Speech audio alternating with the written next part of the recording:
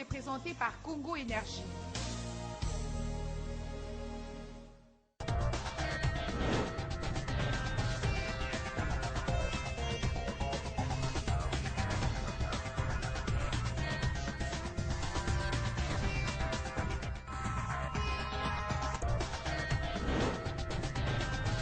Au sommaire de ces journaux des Congo Web, la télévision Autodéfinition, le secrétaire général des Nations Unies a adressé un message aux Congolais. Ban Ki-moon a recommandé au gouvernement de la RDC de coopérer avec la MONUSCO afin de mener à bien les opérations contre les FDLR. La mise en place d'un programme de collaboration entre le Parlement congolais et l'Union des parlementaires européens pour l'Afrique, tel a été l'objet des échanges ce mardi entre le président de l'Assemblée nationale et le ministre d'État, membre honoraire de la Chambre de représentants. La nouvelle société civile dénonce l'arrestation des artistes sénégalais, burkinabés, mais aussi des journalistes congolais. C'était au cours du point de presse qu'elle a tenu ce mardi à son siège. Les détails dans cette édition.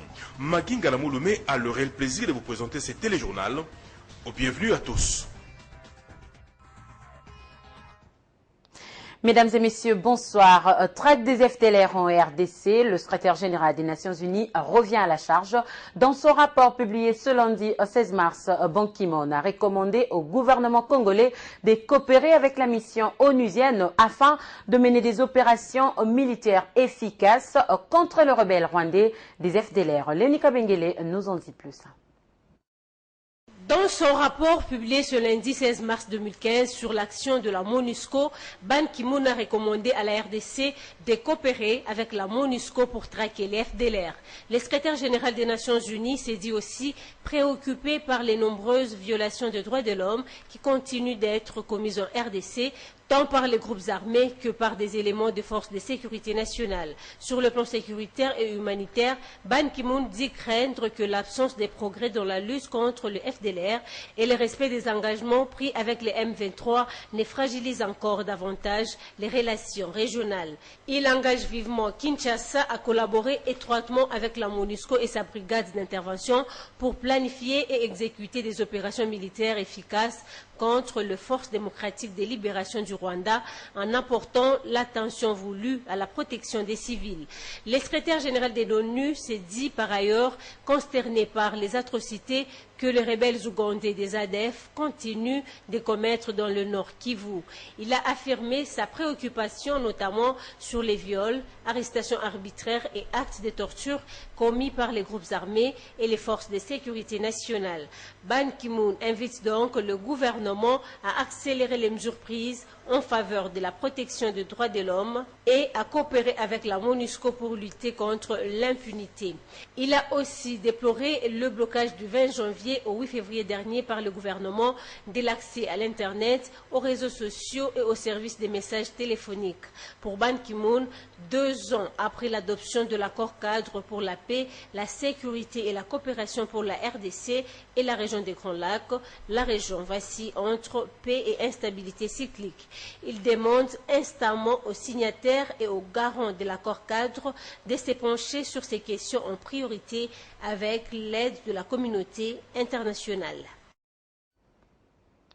Le président de l'Assemblée nationale, Obaminako, a échangé ce mardi avec François-Xavier Dedonea, ministre d'État, membre honoraire de la Chambre de représentants. Au menu, la mise en place d'un programme entre le Parlement congolais et l'Union de parlements européens pour l'Afrique, ce en vue de rendre plus actives les 2 chambres du Parlement de la RDC dans le domaine de la formation d'observation des élections. François-Xavier Dedonea est au micro de Bobo Samba.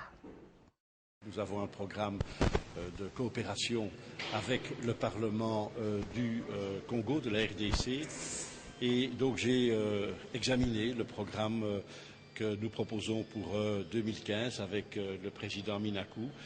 C'est un programme qui porte à la fois sur des séminaires qui visent à préparer les parlementaires à observer les élections, à bien participer à l'organisation des futures élections, mais aussi des programmes de diplomatie parlementaire, notamment des rencontres avec des parlementaires de Brazzaville, de l'Angola, mais aussi dans le nord-est du Congo, une rencontre concernant la gestion des aires naturelles protégées transfrontalières avec des députés rwandais, ougandais, sud-soudanais et centrafricains. Et donc nous sommes tombés d'accord sur un programme pour 2015, le président Minakou et moi. Le gouvernement s'est trompé des cibles. Il devrait se focaliser sur le processus électoral. En tout cas, c'est le message clé du collectif des activistes de droits de l'homme congolais et les acteurs de la société civile au regard de l'arrestation des journalistes, artistes sénégalais et burkinabés. C'était au cours d'un point de presse tenu ce jour au siège de la nouvelle société civile congolaise. Chantal Kabaswa et Peter Mfila. Du côté du gouvernement, cette arrestation constitue une mesure préventive en vue d'une enquête minutieuse sur la présence de ces expatriés sur le sol congolais. Et pourtant, ces activistes de droits de l'homme qualifient cette attitude d'enlèvement et obstruction à l'exercice des libertés d'expression et d'opinion. Pour ces collectifs des activistes de droits de l'homme, le malheur ailleurs. Point n'est besoin d'inquiéter ceux qui, visiblement, ont eu à obtenir leurs documents en bonne et due forme pour entrer en RDC. Comment sont-ils partis du Sénégal avec des visas pour notre pays? Vous savez, avant de livrer les visas, on donne. Il y a le soubassement. On doit savoir qu'est-ce que vous allez faire dans le pays. Vous serez logé dans quel hôtel. Tout ça a été connu de l'État congolais. Et quand ils sont arrivés à l'immigration, il y a tout un guichet pour les gens d'autres pays. Au lieu de perdre notre temps et les énergies à 7 heures pour commencer à parler de problèmes, par exemple, qu'on a arrêté des Congolais, on a arrêté des Sénégalais, ce qui ternit l'image de notre pays. Donc les cibles, nous avons l'impression que le gouvernement et ceux qui sont sur ces dossiers se sont trompés de cibles. Nous avons des ennemis en face de nous. C'est le chômage des jeunes, c'est la famine, c'est l'emploi. À en croire ces regroupements des acteurs de la société civile, bon nombre de ces détenus seraient privés des droits de visite de la part de leurs proches, voire même de leurs avocats. Attitude condamnée par Jonas Tchombela. Les organisations signataires appellent à l'ensemble de la société civile congolaise et africaine à la mobilisation générale jusqu'à l'obtention de la libération de nos collègues congolais, sénégalais et burkinabés. Signalons que sur l'ensemble des personnes arrêtées, 2 personnalités ont déjà été relâchées, à savoir un Américain et un Français, et 15 autres ont été identifiés par cette plateforme.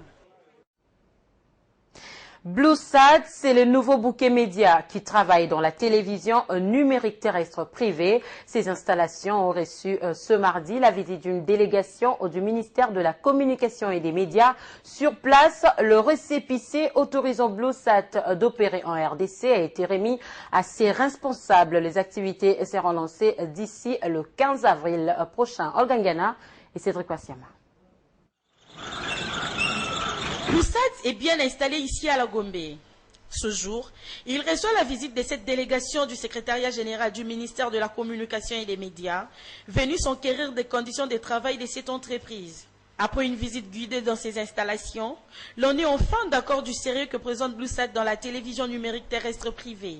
Tout de suite, les récépissés dûment signés par le ministre Lambert Mende leur est remis, autorisant du coup à BlueSat à œuvrer au pays. Une grande entreprise comme celle-ci, avant de s'installer, avant de pouvoir commencer à exploiter, il faut que nous nous rendions d'abord compte des conditions dans lesquelles elle va pouvoir donner ses services. C'est ce que nous venons d'effectuer.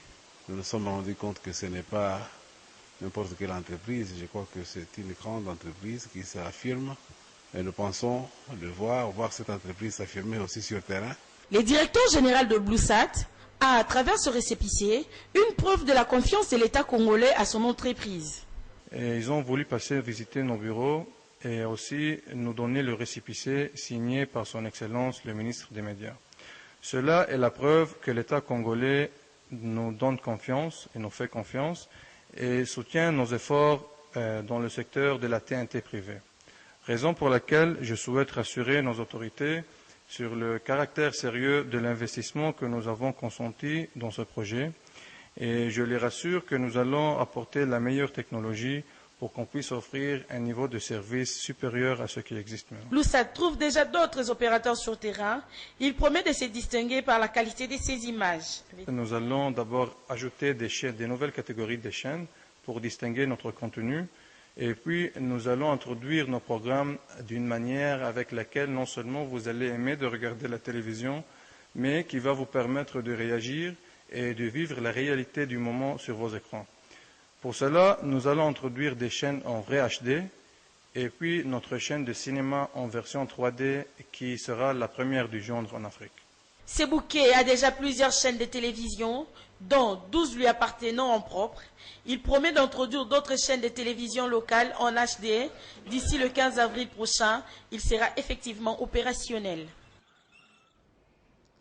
Parlons santé à présent, ouverture ce lundi d'un atelier sur le projet de développement du système de santé. Objectif, renforcer les capacités des formateurs d'une centaine des zones de santé répandues sur l'ensemble du territoire national. C'était au centre Nganda, dans la commune de Kintambo. Chantal Kabaswa a commentaire. C'est un atelier basé principalement sur la gestion des ressources financières de la Banque mondiale dans le domaine de la santé en République démocratique du Congo. Un partenariat opérationnel depuis l'an 2000, mais qui présente un déficit faute de suivi dans la gestion, comme l'explique Dr Michel Mouvidi. La RDC figure parmi les pays qui ont exploré, qui ont testé, qui ont expérimenté cette approche déjà vers les années 2000. Mais faute de communication, faute de capitalisation dans un agenda inscrit dans la durée, le financement basé sur la performance aujourd'hui se présente en îlot, se présente en silo, se présente en compartiment. Le choix qu'on a porté sur les personnes qui doivent assister à cette formation, c'est un choix avec deux dimensions. La première dimension, c'est une dimension verticale, où vous allez retrouver parmi la cible des personnes qui ont travaillé au niveau opérationnel, des personnes qui ont travaillé au niveau tactique, des personnes qui ont travaillé au niveau stratégique ou politique. Secundo, c'est la dimension horizontale.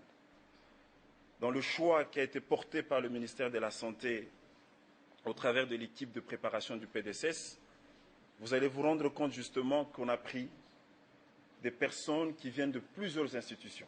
Cette rencontre qualifiée de partage d'expérience des plusieurs services, le docteur Mukenge Chahi s'en félicite et ne manque pas de remercier la Banque mondiale pour son soutien en vue d'accéder aux soins de santé de qualité en République démocratique du Congo. Le système de santé, pour qu'il puisse arriver à offrir les soins de santé de qualité à toute la population, il faut que le système puisse être à même d'amener tout ce qu'il faut pour assurer ou garantir cette qualité au niveau où on en a besoin. Signalons que 140 vérificateurs vont bénéficier de cette formation en raison de 140 zones de santé. Une formation qui va se clôturer le 20 mars prochain. Comme il est de ses coutumes, le comité de gestion de l'université de Kinshasa a organisé en début de week-end un point de presse pour faire le point sur l'état de la situation du Alma Mater national. Les détails avec Luc Mikombo Kabongatra. D'entrée de jeu, le recteur Labanala Sayabar a fustigé la rumeur devenue une véritable gangrène pour l'UNIKIN. Le comité de gestion de l'UNIKIN a affirmé que l'année académique en cours a débuté en temps, contrairement à ce qu'a diffusé une certaine presse en quête du sensationnel. Quant à l'année académique 2014-2015, elle a démarré à temps. Le cours se donne à un rythme soutenu. Un ultimatum a été donné aux facultés en retard pour liquider tous les litiges. Des antivaleurs, il y en a à l'UNIKIN, elles gangrènent l'université, mais à chaque fois, elles sont reprimées énergiquement et il en sera désormais ainsi. Nous avons créé une commission qui est allée voir la scolarité des étudiants de deuxième licence droit. Nous étions surpris. On a trouvé 205 étudiants à deuxième licence 3 sans avoir rempli les conditions normales de passage jusqu'en deuxième licence. Et le comité de gestion a pris une décision énergique nous avons révoqué ou renvoyé tous ces 205 étudiants en dehors de notre université. Les enseignants ne sont pas en reste dans ces pratiques immorales et ils sont eux aussi frappés. On enregistre la corruption, c'est la gangrène dans nos facultés, dans notre administration, monnayage et falsification des grilles, des comportements déviants, bagarres, harcèlement sexuel. Nous avons des exemples de comités de gestion avec les conseils d'université dans le cas des bagarres. Nous avons pris des mesures énergiques aussi pour mettre hors d'état de nuire ces professeurs qui se sont bagarrés. Quoi qu'il en soit, le comité de gestion actuel a abattu un travail de titan, mais la réussite totale requiert l'implication des autorités des tutelles et de toutes les parties opérant à l'université. Une fois réunies toutes ces conditions, il y a lieu d'espérer. Voilà, en culture, la sortie officielle du long métrage intitulé Simo Kimbangu est prévue pour ce lundi 6 avril prochain. L'annonce en a été faite par l'artiste comédien Ndungi Mambimbi, surnommé Masumu de Brende, lors d'un point de presse tenu à l'hôtel Intermatongi. Un reportage des Aïtanga rendu par Chantal Kabaswa. Réalisé à Kinshasa et au Bas-Congo, le film Simon Kimbangu est un long métrage d'1h30 qui relate la vie du prophète Simon Kimbangu partant du début de son ministère jusqu'à son emprisonnement vers les années 1921. Masumu de Brende, l'acteur principal et producteur de ces longs métrages, revient ici sur les principales motivations qui l'ont poussé à produire ce film. Les principaux buts poursuivis en réalisant ce film long métrage sont, entre autres, pérenniser la mémoire de ce compatriote qui, par son courage exceptionnel, a marqué l'histoire de notre pays d'une empreinte indélébile. Simon Kimbangu reste la figure emblématique politico-religieuse, certes, mais un film dédié à sa mémoire manque jusqu'à ce jour de soutien financier pour sa bonne réalisation. Ce que déplore Masumu de Brende, qui s'est résolu de conjuguer des sacrifices personnels pour la bonne réalisation de ce film. Le manque de soutien de notre projet est sans nul doute dû soit à l'indifférence des personnalités ou institutions contactées avec comme réponse générique manque d'un budget spécifique, soit encore par manque d'enthousiasme du collaborateur chargé d'étudier notre dossier et de donner la suite à la demande. Alors que si on est convaincu de la place qu'occupe Simon Kimbangu dans l'histoire politico-religieuse de notre pays, on accorderait un soutien de n'importe quel ordre, même symbolique, à titre personnel, au lieu de se cacher derrière l'argumentation « pas de budget disponible ». Tourné en lingala avec un sous-titrage en français, la projection intercommunale du long métrage Simon Kimbangu se fera à Kinshasa et à l'intérieur du pays après le 6 avril prochain, date de sa sortie officielle. Mesdames et messieurs, c'était là l'essentiel de l'information de ce mardi. Mais avant de nous quitter, prenons d'abord la revue de presse. Cette revue de presse vous est présentée par Happy Congo. Happy Congo, c'est construire sa maison moins chère, rapide, solide et durable avec isolation thermique et acoustique garantie.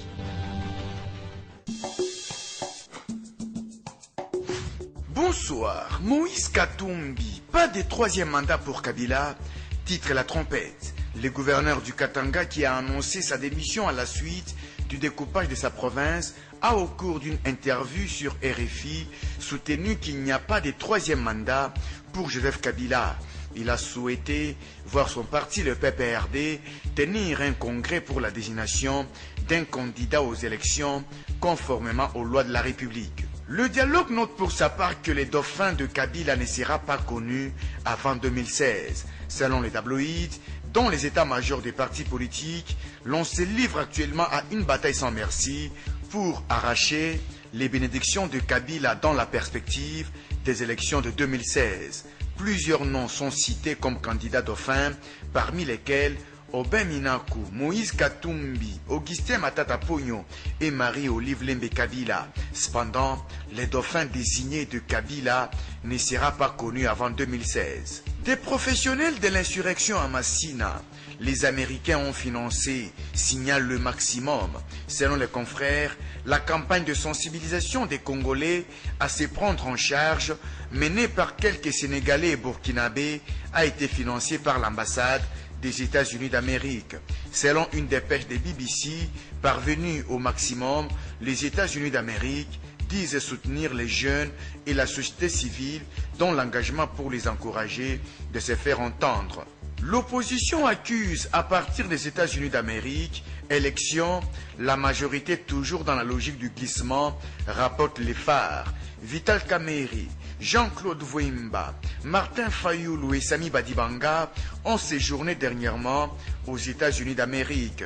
Dans leurs différentes déclarations, ils ont accusé la majorité présidentielle qui, selon ses opposants, est dans la logique du glissement. Leur preuve, c'est le calendrier électoral, selon eux, irréaliste.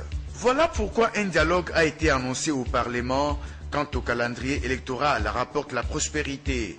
Selon la consoeur, les députés se réservent le droit de s'interroger et interroger les gouvernements sur la faisabilité du calendrier électoral pour enfin formuler des recommandations. Aubin Minaku n'exclut pas d'autoriser des discussions autour de tous les sujets, y compris des échanges sur le calendrier électoral global et le reste du processus électoral. Sur le même registre du dialogue, Forum des As signale le oui, mais d'Aubin Minaku. Le speaker de la Chambre basse du Parlement s'est prononcé en faveur d'un dialogue autour du processus électoral tout en émettant un bémol. Il a dit oui au dialogue, mais dans le respect des prérogatives de l'Assemblée nationale et celles d'autres institutions, dont la CENI. La relance renseigne pendant ces temps qu'une motion de méfiance contre Aubin Minaku serait en gestation à l'Assemblée nationale. Selon les billets hebdo, la rentrée parlementaire de ce lundi aura été une rentrée de tous les enjeux. Cette motion passerait si les présidents des groupes parlementaires auraient initié une pétition et récolté des signatures. La motion en question aurait été suspendue. Bonsoir. Cette revue de presse vous a été présentée par Happy Congo. Happy Congo, c'est construire sa maison moins chère, rapide, solide et durable avec isolation thermique et acoustique garantie. Merci d'avoir suivi ce journal de partout, plus précisément en Angola, à Luanda. Mesdames et messieurs, je vous retrouve demain à 13h. Au revoir.